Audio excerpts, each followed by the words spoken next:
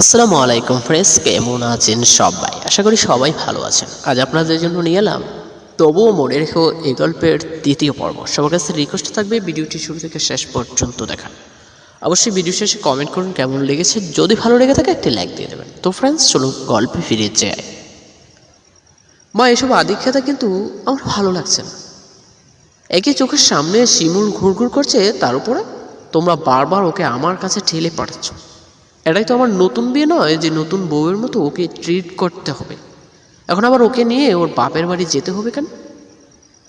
ইফতির মা বলল, দেখ ইফতি, এত কেনর উত্তর আমার কাছে নেই। যেতে হবে, ব্যাস যেতে হবে। এত অবুঝ কবে থেকে হয়ে গেলি তুই?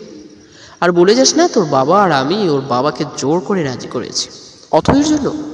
তুই কালকে মেয়েটাকে রুম থেকে রাত বের করে দিয়েছি। এটা যে কারোর চোখে পড়েনি এমন কি তোমার?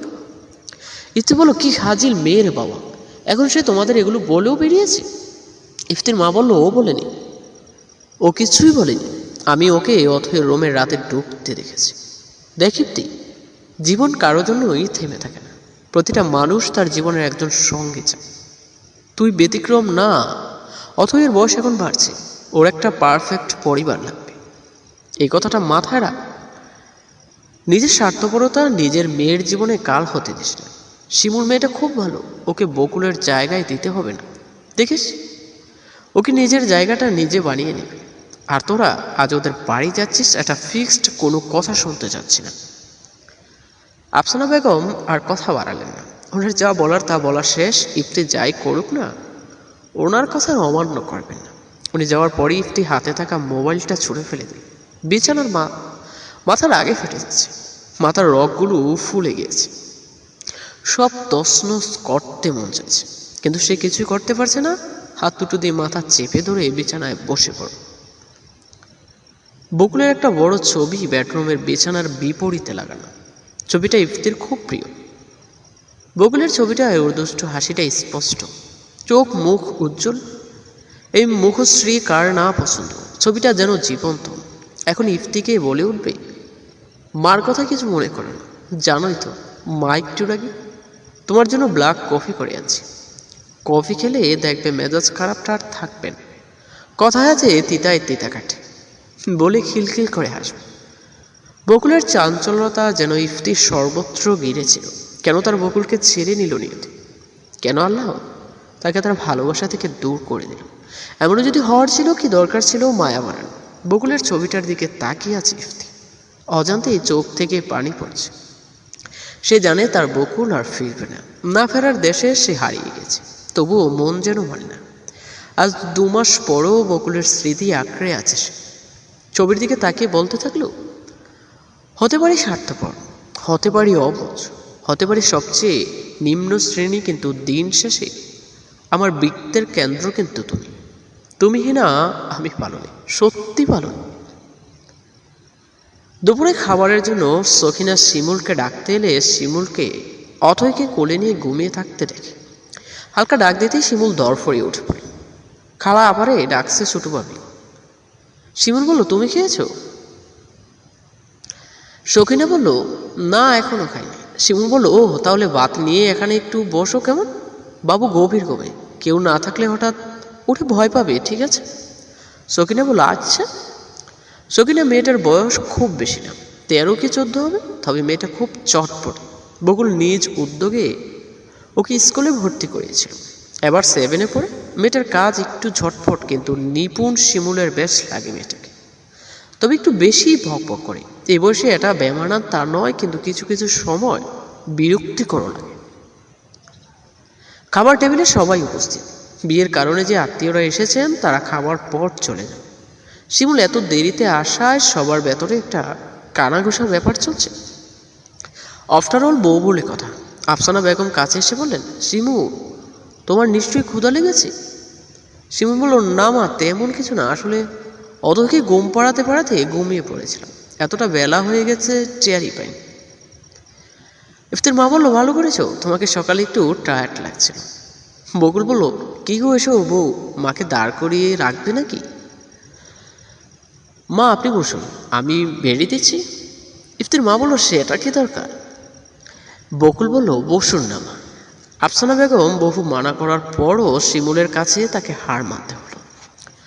সবাইকে বেরিয়ে দেওয়ার পর আফসানা বেগম তাকে জোর করে খেতে বসালো। দুপুরের খাওয়া দাওয়ার পর আত্মীয় স্বজন বিদায় নিলেন। একদিকে যেন ইফতি হাফ ছিঁড়ে বেঁচেছে। তাদের সামনে একরকম বউ বর খেলতে হচ্ছে। ইফতি নিজের রুমে যাবে, তখন সিকান্দার সাহেব তাকে স্টাডি রুমে যেতে বললেন।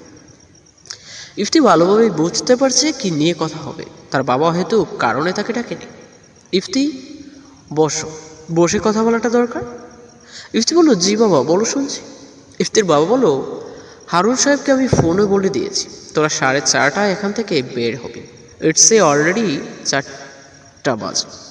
I think you was sold to her up.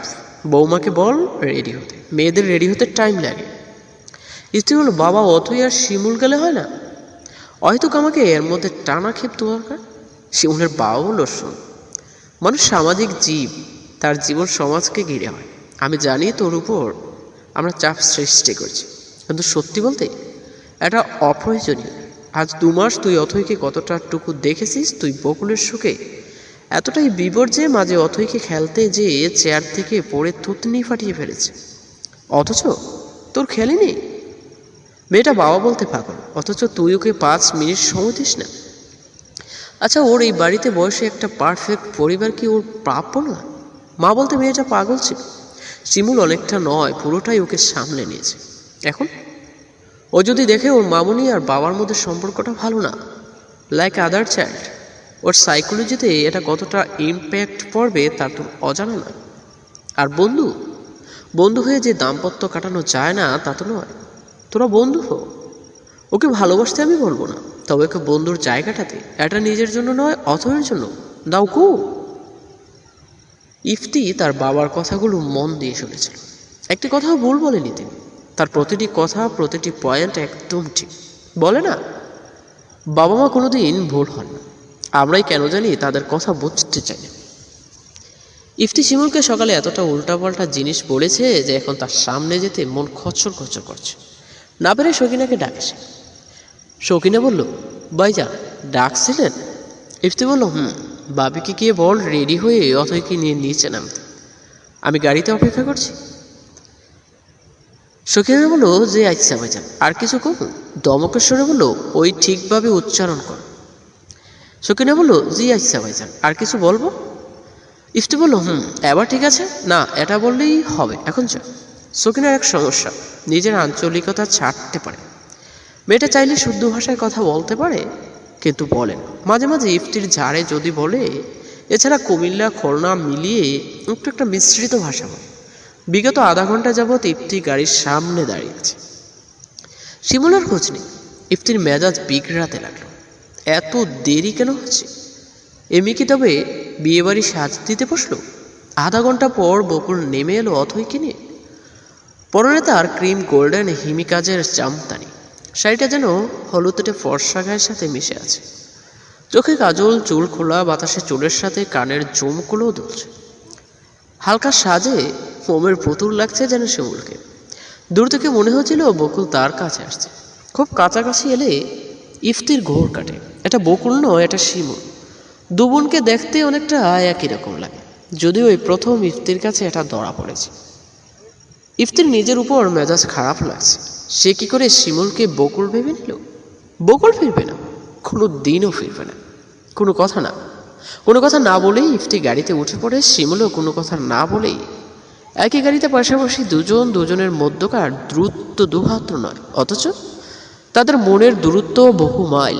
কেউ কোনো কথা বলছে না, পিনপতন নীরবতা। গাড়ি ছুটছে আপন গতিতে নিজ গন্তব্যের দিকে। তো ফ্রেন্ডস, আজকের পর্ব এ পর্যন্তই। আশা করি সবারই ভালো লেগেছে। যদি ভালো লেগে থাকে একটি লাইক দিয়ে দেবেন। আর হ্যাঁ, আজ রাত 10টায় আসছে উপন্যাস অডিও বুক গল্প। আশা করি সবাই গল্পটি শুনবেন, আর আশা করি ভালো লাগবে গল্পটি।